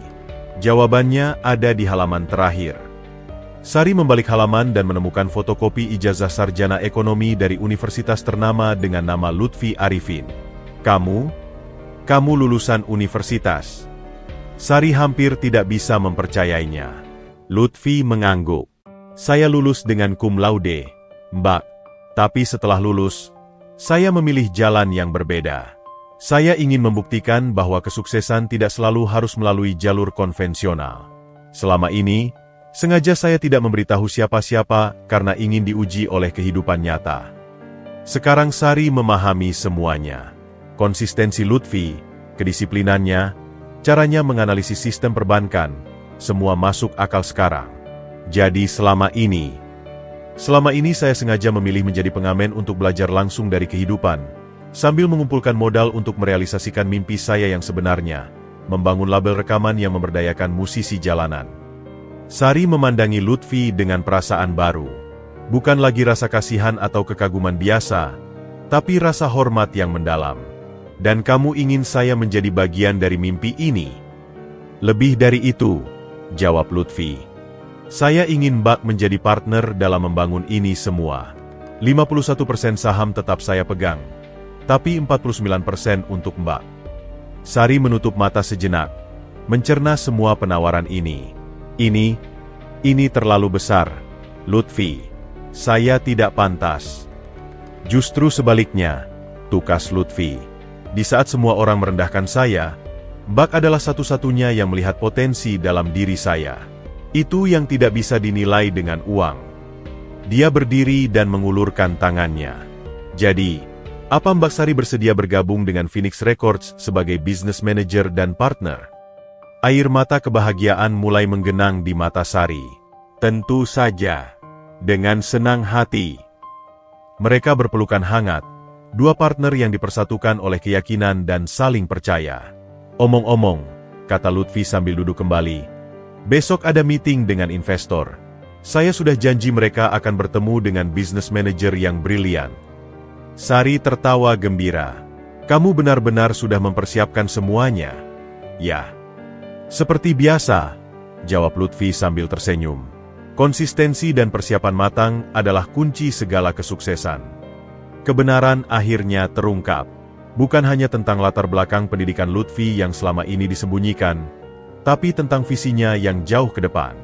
Dan untuk Sari, ini adalah bukti bahwa kebaikan dan dukungan tulus yang diberikannya selama ini tidak sia-sia. Mereka pun mulai membahas rencana detail untuk masa depan Phoenix Records, sebuah perusahaan yang lahir dari recehan-recehan dan keyakinan yang tidak pernah padam. 6 bulan kemudian, di sebuah bangunan 3 lantai yang baru direnovasi di kawasan Kemang, suasana hiruk-pikuk memenuhi ruangan. Phoenix Records Studio bersiap untuk grand opening. Namun yang istimewa, acara ini bukan sekadar peresmian studio rekaman biasa. Lutfi berdiri di lobi utama, memandang dengan bangga pada ruangan yang penuh dengan peralatan musik canggih. Di dinding tergantung foto-foto perjalanannya, dari gambar dirinya mengamen di bawah jembatan, hingga momen ketika ia pertama kali menerima cek dari Platinum Records. Masih tidak percaya, ya? Suara Sari terdengar dari belakangnya. Lutfi menoleh sambil tersenyum. Tidak pernah terbayang akan secepat ini, Mbak. Sari mendekat, memegang tablet yang menampilkan agenda hari ini. Semuanya sudah siap. Para investor akan datang jam 10. Diikuti oleh press conference jam 11. Dan yang paling spesial, anak-anak jalanan dari sanggar kita. Lutfi menyambung dengan mata berbinar. Iya, inilah misi sebenarnya dari Phoenix Records. Tidak sekadar label rekaman komersial, tapi sebuah wadah untuk memberdayakan musisi jalanan dan anak-anak kurang mampu yang memiliki bakat musik. Tiba-tiba, pintu utama terbuka. Sekelompok orang masuk dengan ragu-ragu. Di depan adalah Rina dan Surya, diikuti oleh Ibu Darmi, Dani, serta beberapa mantan nasabah BAN yang pernah menyaksikan transformasi Lutfi. Selamat datang, sambut Lutfi dengan hangat. Rina maju ke depan dengan membawa sebuah bingkai. Ini hadiah dari kami semua, untuk mengenang awal perjalananmu. Dalam bingkai itu, tergambar dengan indah sebuah replika amplop coklat tua, amplop yang sama yang selalu digunakan Lutfi untuk menabung recehan-recehannya. Kami ingin kamu ingat, ucap Surya dengan suara tegar, bahwa kesuksesan besar selalu dimulai dari hal-hal kecil. Lutfi menerima hadiah itu dengan mata berkaca-kaca. Ini sangat berarti. Terima kasih. Ibu Darmi mendekat dan memeluk Lutfi. Anakku, ibu bangga sekali. Gubuk kita yang dulu sekarang jadi tempat latihan untuk anak-anak jalanan. Mereka semua bersemangat sekali. Sama seperti saya dulu, Bu, jawab Lutfi lembut. Dani, yang kini menjadi asisten manajer di studio, datang membawa beberapa anak muda. Mas Lutfi, ini beberapa calon bintang kita yang akan perform nanti. Salah satu anak muda, tidak lebih dari 16 tahun, maju dengan malu-malu. Terima kasih sudah kasih kami kesempatan, Mas. Saya tidak percaya bisa rekaman di studio sebagus ini. Lutfi menepuk pundak anak itu. Saya dulu seperti kamu. Yang penting punya mimpi dan keberanian untuk mengejarnya. Acara grand opening berlangsung meriah. Yang membuat semua terkejut. Manajer Hendra datang dengan membawa kabar mengejutkan. Lutfi, panggil Bapak Hendra dengan wajah berseri. Setelah kejadian waktu itu, Bank Syariah Madani membuka program khusus untuk nasabah mikro. Dan hari ini, saya datang bukan hanya sebagai tamu, tapi sebagai investor. Dia mengeluarkan dokumen dari tasnya. Bank kami ingin menjadi sponsor tetap untuk program beasiswa musik anak jalanan yang kalian jalankan. Sari yang mendengar ini langsung mendekat. Benarkah, Pak Hendra? Itu akan sangat membantu. Lebih dari itu, tambah Bapak Hendra, kami ingin membuat program tabungan mimpi khusus untuk anak-anak muda seperti Lutfi dulu. Tidak ada minimum setoran, dan setiap recehan akan kami perlakukan sama dengan setoran jutaan rupiah. Lutfi tersenyum lega. Inilah yang saya harapkan, Pak. Bahkan recehan pun berhak bermimpi besar. Acara puncak adalah ketika 3 anak binaan Phoenix Records naik ke panggung dan memainkan lagu ciptaan mereka sendiri. Suara mereka yang jernih dan lirik yang menyentuh membuat tidak ada mata yang kering di ruangan itu. Seorang reporter muda mendekati Lutfi. Mas Lutfi, apa kunci kesuksesan yang bisa dibagikan untuk anak muda Indonesia? Lutfi memandang sekeliling ruangan, lalu menjawab dengan suara jelas. Konsistensi dan jangan pernah malu mulai dari kecil. Recehan demi recehan, langkah demi langkah. Yang penting terus bergerak maju. Sari menambahkan, dan jangan pernah meremehkan siapapun. Karena kita tidak pernah tahu, recehan hari ini bisa menjadi kesuksesan besar besok. Malam itu, ketika semua tamu telah pulang, Lutfi dan Sari berdiri di balkon lantai 3, memandang lampu-lampu Jakarta yang berkelap-kelip. Tidak pernah terbayang, ya? Gumam Sari. Dari seorang pengamen di jalanan, sekarang kita punya semua ini. Lutfi mengangguk. Tapi ingat, ini bukan akhir. Ini baru awal. Masih banyak anak-anak di luar sana yang perlu kita bantu. Dia mengeluarkan sebuah amplop coklat dari saku. Amplop yang sama modelnya dengan yang dulu selalu ia bawa ke bank. Masih mau nabung recehan? Tanya Sari tertawa. Selalu, jawab Lutfi sambil tersenyum. Karena recehan mengingatkan saya dari mana saya berasal, dan kemana saya harus kembali, untuk membantu mereka yang masih berjuang. Dan di bawah gemerlap bintang Jakarta, 2 partner ini bersumpah untuk terus memberdayakan, terus menginspirasi, dan terus membuktikan bahwa tidak ada mimpi yang terlalu besar, tidak ada recehan yang terlalu kecil. Awal yang baru telah dimulai. 1 tahun telah berlalu sejak grand opening Phoenix Records. Di sebuah ballroom megah hotel berbintang 5, ratusan orang berkumpul untuk acara Annual Indonesian Music Awards. Lutfi dan Sari duduk di meja VIP, dikelilingi oleh tim mereka yang sekarang telah berkembang menjadi 30 orang. Masih tidak percaya kita ada di sini, bisik Sari, matanya berbin-binar melihat kemegahan acara. Lutfi tersenyum, merapikan dasi yang dikenakannya. Ini semua berkat kerja keras tim, Mbak. Terutama anak-anak binaan kita. MC di panggung mulai mengumumkan kategori yang paling dinanti-nanti. Dan untuk kategori album terbaik tahun ini, nominasinya adalah... Salah satu nominator adalah Street Symphony, album kompilasi pertama Phoenix Records yang menampilkan 6 anak binaan mereka, semua mantan pengamen jalanan dan anak putus sekolah. Penghargaan untuk album terbaik tahun ini. Pembawa acara sengaja membuat suspense. Dimenangkan oleh Street Symphony dari Phoenix Records. Seluruh ballroom bergemuruh dengan tepuk tangan. Lutfi dan Sari saling berpandangan, tidak percaya dengan kemenangan ini. Dengan ini, lanjut MC, kami juga ingin memberikan penghargaan khusus untuk Phoenix Records atas kontribusinya dalam memberdayakan musisi kurang mampu. Di atas panggung, Lutfi memegang erat piala yang berkilau. Matanya berkaca-kaca ketika melihat 6 anak binaannya berdiri di sampingnya dengan bangga. Terima kasih. ucap Lutfi dengan suara bergetar. Saya ingin berterima kasih kepada semua yang pernah meremehkan mimpi saya. Kalian adalah motivator terbesar saya. Dia memandang ke arah meja di mana Rina, Surya, Ibu Darmi, dan Dani duduk bersama, semua menangis haru.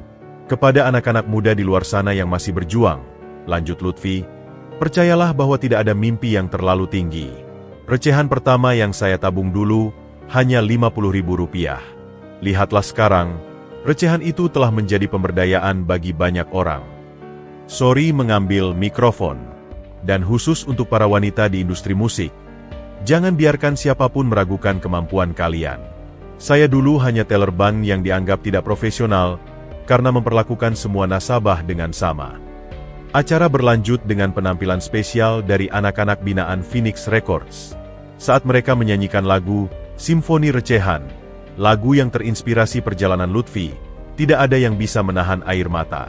Keesokan harinya, headline surat kabar nasional bertuliskan, "Dari Recehan menuju Puncak, kisah inspiratif Lutfi dan Phoenix Records." Di studio yang sekarang sudah menjadi seperti rumah kedua, Lutfi mengumpulkan semua staf dan anak binaan. "Kemenangan kemarin bukan akhir," ujarnya dengan semangat. "Ini justru awal dari tanggung jawab yang lebih besar. Tahun depan, kita akan membuka cabang di 3 kota lain, dan program beasiswa kita akan menjangkau 100 anak lagi." Seorang anak binaan bernama Rama mengacungkan tangan. "Mas Lutfi, apa kunci sukses yang paling penting?" Lutfi tersenyum, mengambil sebuah amplop coklat dari meja. "Konsistensi. Lihat ini, saya masih menabung recehan setiap minggu. Bukan karena butuh uang, tapi untuk mengingatkan diri sendiri bahwa kesuksesan dibangun dari hal-hal kecil yang dilakukan secara konsisten." Sari menambahkan, "Dan yang paling penting, jangan pernah lupa untuk membantu orang lain ketika kita sudah berhasil." Malam itu, ketika matahari terbenam menyinari Jakarta, Lutfi berdiri di depan studio sambil memandang kota yang dulu ia jelajahi sebagai pengamen. Dari sini, ia bisa melihat jembatan penyeberangan tempat dulu ia biasa mengamen. "Masih ingat pertama kali kita ketemu?" Tiba-tiba suara Rina terdengar dari belakang. Lutfi menoleh. "Bagaimana mungkin saya lupa? Waktu itu saya hampir tidak diizinkan masuk bank." Rina tertawa getir. "Sekarang kamu jadi inspirasi bagi kami semua. Bahkan saya dan Surya sekarang aktif menjadi relawan di program beasiswamu." "Itu yang membuat semua perjuangan ini berarti," jawab Lutfi. "Bukan piala atau penghargaan, tapi kemampuan untuk mengubah hidup orang lain." Beberapa bulan kemudian, Phoenix Records meluncurkan program Simfoni Recehan, sebuah gerakan nasional di mana setiap recehan yang disumbangkan akan dialokasikan untuk membiayai pendidikan musik anak-anak tidak mampu. Program ini didukung penuh oleh Bank Syariah Madani, dengan manajer Hendra sebagai ketua yayasannya. Bahkan pemerintah memberikan apresiasi khusus atas kontribusi sosial yang dilakukan. Di akhir tahun, ketika Lutfi dan Sari menghitung pencapaian mereka, mereka tercengang dengan hasilnya. 150 anak telah mendapatkan beasiswa penuh, 35 diantaranya sudah menghasilkan karya yang dijual secara komersial, dan 3 bahkan telah mendapatkan kontrak rekaman dengan label major. "Tidak bad untuk sebuah mimpi yang dimulai dari recehan," ucap Sari sambil melihat laporan keuangan. Lutfi mengangguk. Matanya menerawang keluar jendela. "Kita sudah membuktikan bahwa simfoni terindah tidak lahir dari instrumen termahal, tapi dari passion dan konsistensi." Dia mengambil gitar akustik lamanya, gitar yang sama yang dulu menemaninya mengamen di jalanan. Dengan lembut, jarinya memetik senar, melantunkan melodi yang sama yang dulu ia mainkan di bawah jembatan. "Simfoni sempurna bukan tentang mencapai nada tertinggi," bisiknya, "tapi tentang bagaimana setiap nada, sekecil apapun, berkontribusi menciptakan harmoni yang indah." Dan dalam senyuman Lutfi, terkandung semua pelajaran hidupnya, bahwa recehan pun punya hak untuk bermimpi, bahwa konsistensi akan mengalahkan bakat, dan bahwa kesuksesan sejati adalah ketika kita bisa mengangkat orang lain bersama kita. Simfoni hidupnya mungkin belum berakhir, tapi hari ini, ia telah membuktikan bahwa setiap recehan, setiap nada kecil, pada akhirnya akan menemukan tempatnya dalam komposisi sempurna bernama kehidupan.